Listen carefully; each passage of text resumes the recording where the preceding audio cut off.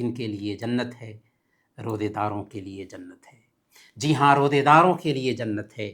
صحیح بخاری اور صحیح مسلم کی روایت ہے، حضرت سہل بن سعد الساعدی رضی اللہ تعالیٰ عنہ بیان فرماتے ہیں کہ اللہ کے نبی صلی اللہ علیہ وسلم نے بیان فرمایا کہ جنت میں ایک دروازہ ہے جس کا نام الریان ہے، اس سے صرف روزے دار ہی داخل ہوں گے، روزے داروں کے علاوہ اور کوئی داخل نہیں ہوں گے۔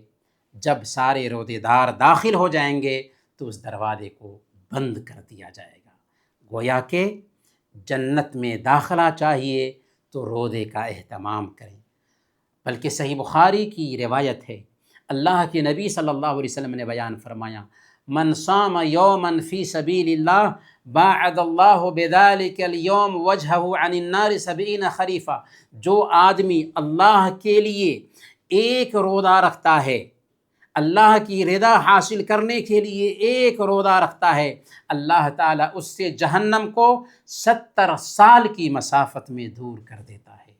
گویا کہ روزہ جنت میں داخلے کا سبب ہے اور جہنم سے دوری کا سبب بنتا ہے۔ اور ہم جب کہ موسم سرما سے گزر رہے ہیں، ٹھنڈی کے موسم سے گزر رہے ہیں، آسان ہے ان دنوں میں روزے کا اہتمام کرنا، لہذا ہمیں چاہیے کہ روزوں کا اہتمام کریں۔